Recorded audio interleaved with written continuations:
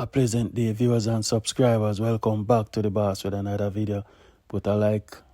What me telling you, like the video, guys. Sometimes the story itself is so hard to like, but like it for me, for the hard work that I'm doing and putting out there. That's the main reason most of the time. In this story, I'm gonna cover how some of the Jamaican dirty man them, whether uncle, father, cousin, or whatsoever siblings you may be, how heartless and how you can mess up people's life from an early age until they reach adult stage. This story I'm going to share now, it reason being, when I think about Danielle Rowe and what she went through, I know that must have been so terrifying at that given time when she lose her 3 pints from them wicked Jamaican man, or maybe should I say a woman for now. Alright? And look at it this way. Yesterday now I reported that a 6 Pitney a 6 and a 51-year-old Mason, not one time but 2 times of his way with her. So this story is a reflection of what I posted yesterday. So I want to listen, I want to observe. I know a lot of you guys been through this. Do not be afraid to come forward and speak. You can add me to your WhatsApp 876-277-3254 to share a story. But we need to bring awareness and we need people to get healing. So, I could drive and listen to this story. Okay, so my journey started when I was around 6 years old.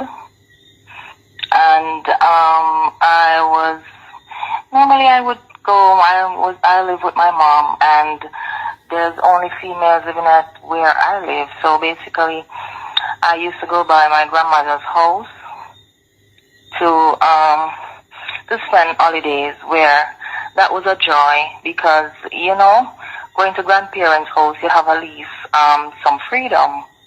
That was what we were allowed when we went to a grandma's house. So basically, it started around 6. I was 6, and I had a uncle who lived at the house. Mm-hmm. And it was a 2-bedroom house that my grandmother and her husband, not my grandfather, and they shared. We shared the room with my uncle, and there were also an aunt, and there was another uncle, but then he was not really present there. So basically, the first encounter was when I was too young to remember the exact age, but I know it was around 6. I was there, it was in the morning time, and I was there, and my uncle was there, and he called me over and said, "Come here." And I went over there to his bed where he was lying, and he put my hands under the sheet and said, "Feel this." I could remember his exact words because those memory lives on. So I put my hands under the sheet without knowing what was, playful, because I thought it was a game or something of that sort.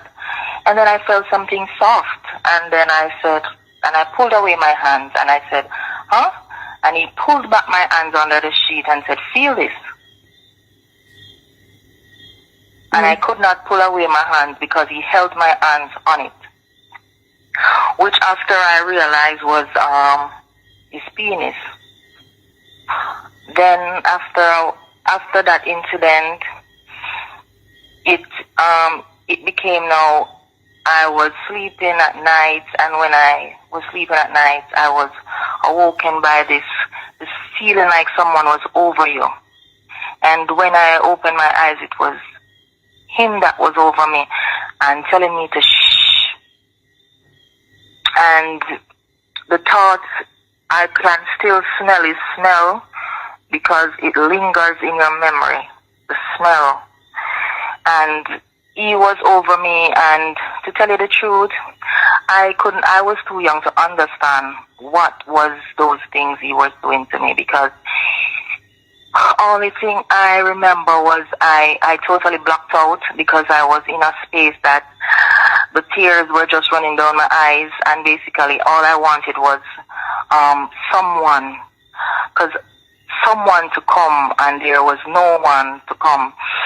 So I kept silent, and the tears just ran. And after he finished, he would normally take out some tissues and then wipe. I don't even know what he was wiping, but then I would feel after he was through, and he would say, "Put on your panty back." And I would then use my hands, and then this raw scent would be on my hands. I didn't realize what it was until I was basically sexually active. Then I knew the scent was what it was, and it was the scent of sperms, basically. So then after that, I went into it. Happened every night, because what he would do was wait till my grandparents were fast asleep in the middle of the night, when you were sound asleep. That was when he would do it. And basically that took a toll on me, because at one point my grandma that I lived with, I told her that I didn't want to go back down there, and she said, "Why?" But I was too afraid, because basically in those days you used to get beaten for everything. I used to get beaten if I went out to the gate. I wasn't allowed to go outside to the gate to play with anyone. I had to stay inside and look through the gate. So those were the things that affected me, right? So I was afraid to tell her when she asked me why. So I just said, "I just don't like there anymore." And she said, "But your grandmother will ask you to come down there." So when me if you tell her, I say, "But me say me just not go down there." So anyways, when I was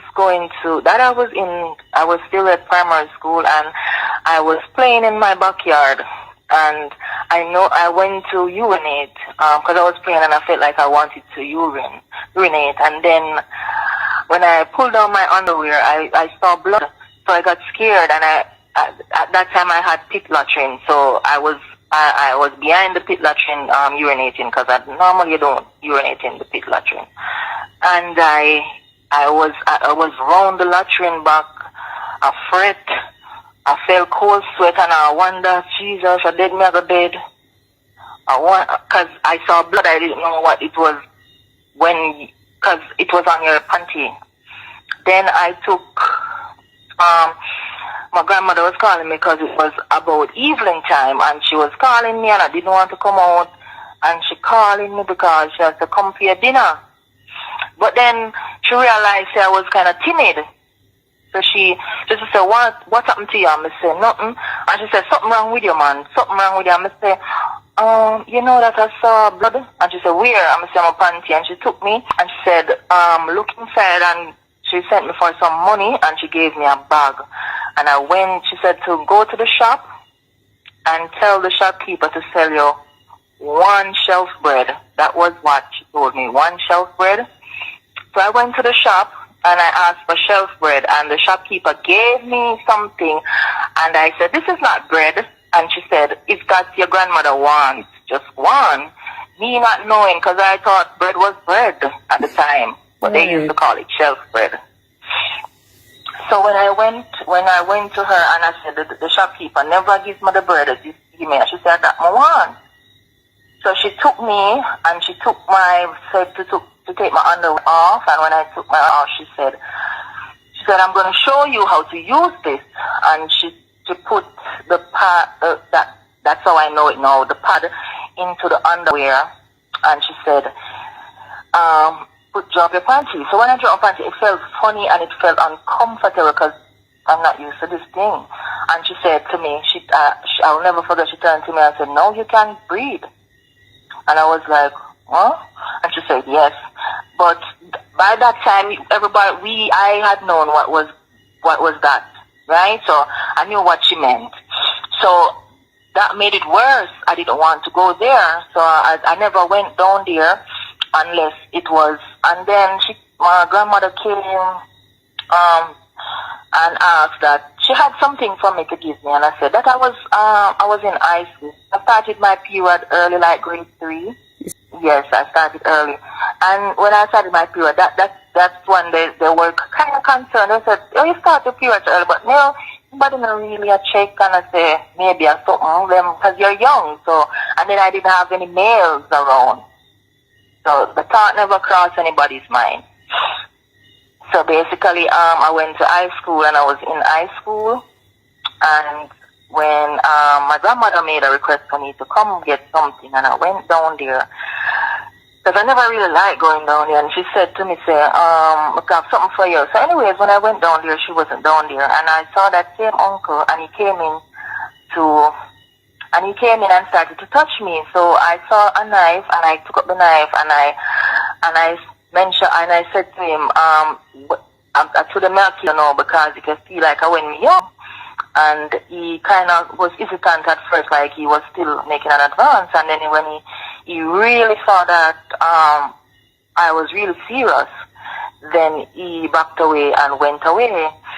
So that is really how my encounter started. But it started very young, and up to the point I didn't realize really what was happening. When I turned in my teenage years, when, you have a little boyfriend and thing, and, you experiment now, and you say, okay, I'm going to have sex and thing, you reach. So when I was having my first encounter, the person I had my first encounter with, said to me, you're not a virgin.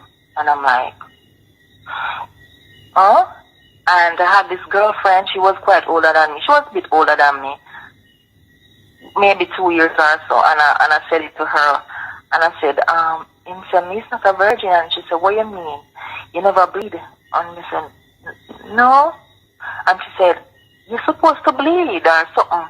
Because when me that get my one, me bleed." And I said, "Oh. So that is what's really a virgin." That's what I said to myself. So that was when the reality hit me. Like, I could come to terms now with saying that I couldn't remember if there was penetration, because as I said, at those stages that it was happening to me, I totally went out of this world. I totally blanked out. I just put myself in another pace.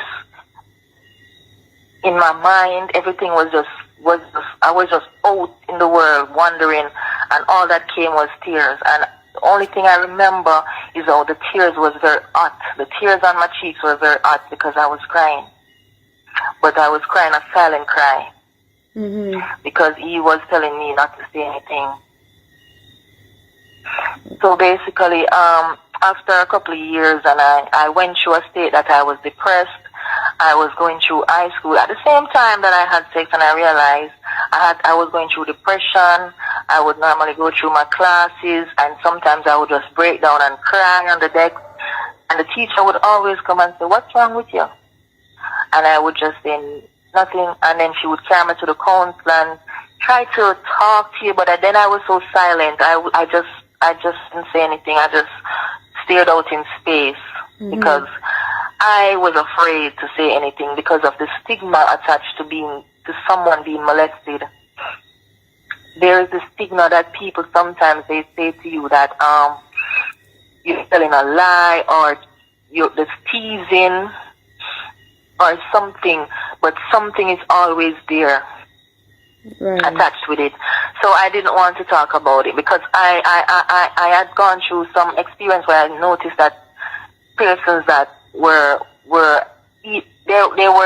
molested and people found out, they were teased about it, especially even by their peers that knew about it. They would say that, "Boy, your uncle fuck you, or your father fuck you off," or something of that sort.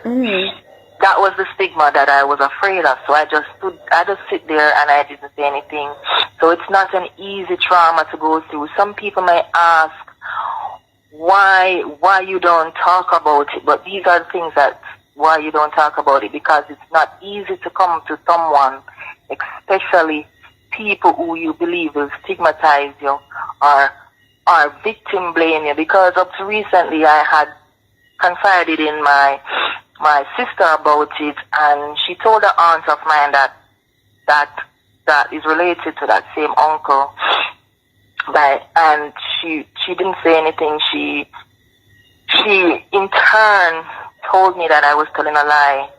And those are the things that people might question. Why don't the victims speak up? These are the things that's why we don't speak up. And they're the old stigma, and it's just hard. And parents, I was afraid of my parents because of all those beating. Because parents used to beat you for. I used to get beaten for go to the street to play sightings, dandy shandy, we calling it back in the days, hopscotch. You see your grandmother come or your mother come, you have to bolt, you have to run because of just those little simple things that were not doing any harm. So basically that was the reason back then for not speaking up. But so on the hear it for yourself, guys. Channel star. You know much woman go through this. And some things in this are highlighted. You notice what she say whenever she try tell somebody, or she feel like she would have want to tell somebody, she afraid because them not gonna believe her. And so said, so done. When she finally break her silent, them never believe her.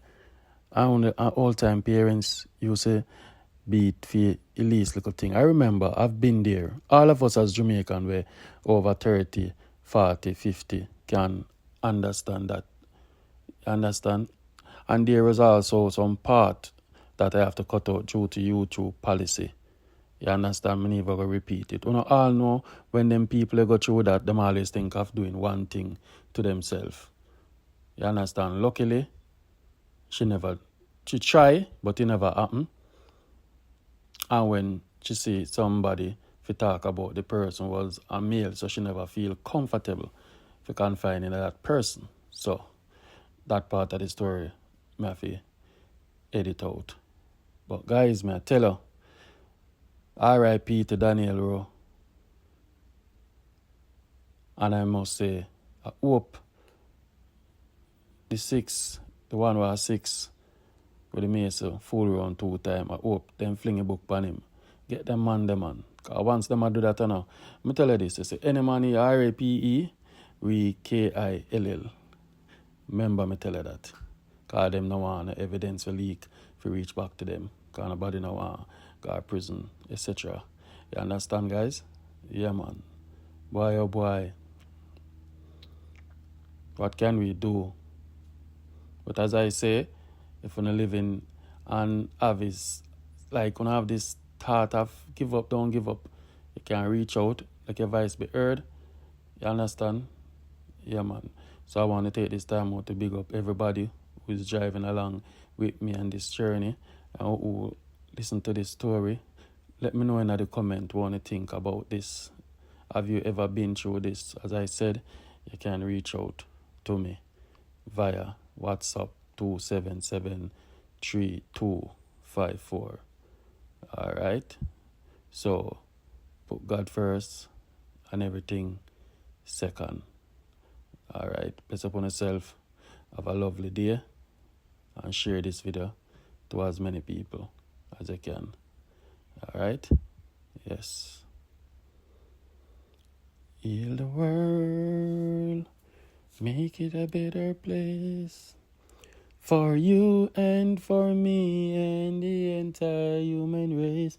There are people, if you care enough for them, a better place for you and for me. You and for me. You and for